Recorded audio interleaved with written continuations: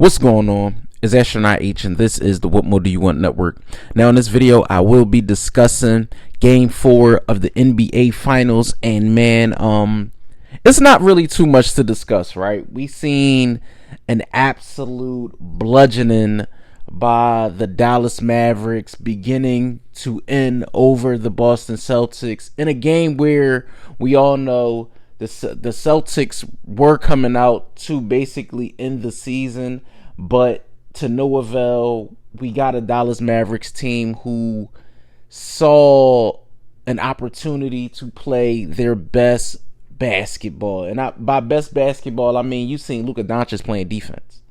I'll start there, right? Because all the talks in Game 1, Game 2, and Game 3 was how the Boston Celtics were making sure no matter what, they would attack Luka Doncic when they had the ball offensively.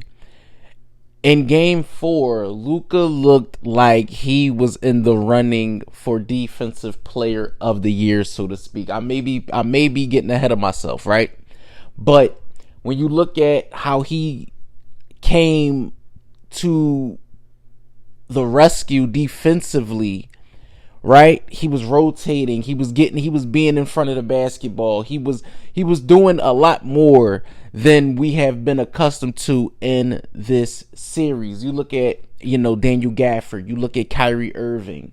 I mean, it was an all hands on deck approach by the Dallas Mavericks to continue their season, because if they had there not been a game where they played like that, their season relatively would have ended by the Celtics. A lot of things went right for the Mavericks, whether it was rotations, whether it was shots being made and things like that. And I feel like did the Celtics let one get away? Maybe you could say that, but when you look at shots being made and shots taken, it didn't look like a prototypical game for the Celtics. They looked like, they were doing a lot of things that was uncharacteristic over the first 3 games. They were doing a lot of sloppy turnovers.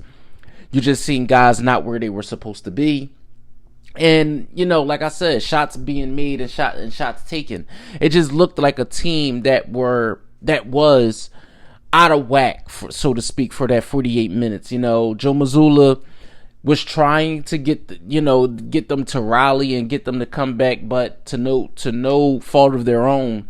Like I said, it was just too many shots being made by the Dallas Mavericks, which ultimately led to a double-digit loss. But in an instant like that, if you are the Boston Celtics, the coaching staff, the players, and things like that, you're going back home. Go back to Boston. Ultimately, you can win it in 5. Now, when it comes to Game 4, you don't really have an opportunity to show any film from that game. You really don't have an opportunity to say this is what we did wrong, this is what we need to do, because that game basically gets thrown in the trash.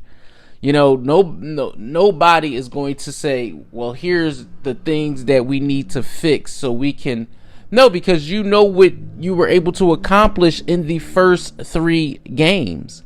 Now, can you do a repeat performance of those first 3 games? We don't know, because they did not have Kristaps Porzingis, so we don't know his status for Game 5. Now, what I will say is, ultimately, when I look at the entirety of the series so far, Games 1, Games 2, Game 3, and Game 4, the Dallas Mavericks have been the better scoring team, which is so crazy. They've scored more points.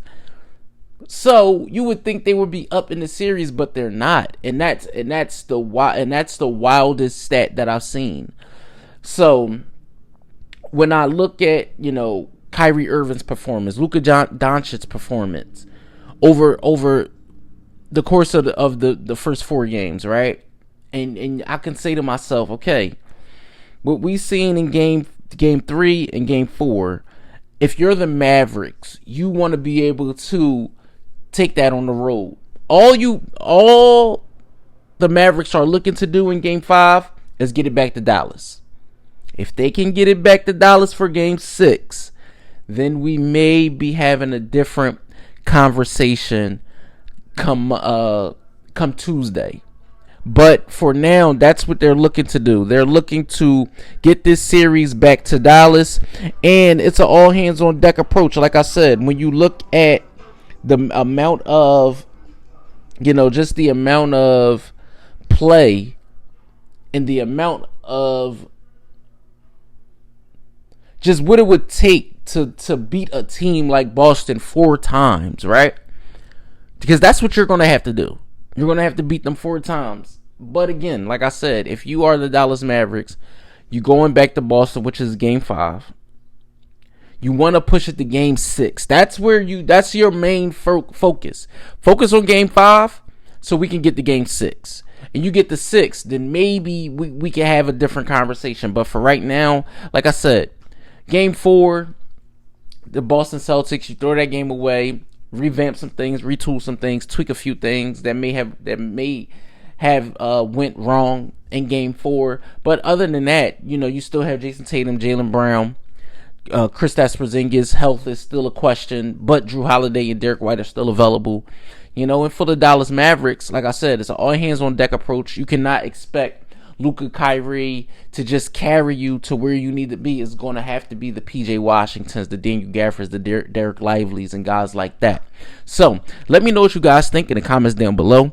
Boston Celtic fans, Dallas Maverick fans, NBA fans, basketball fans, or if this is just your first time tuning into this channel, let me know what you think in the comments down below. Don't forget to like, comment, subscribe. Hit that notification bell so you can know anytime a video is being uploaded to this channel. It's Astronaut H. This is the What More Do You Want Network, and I'll catch you guys on the next video.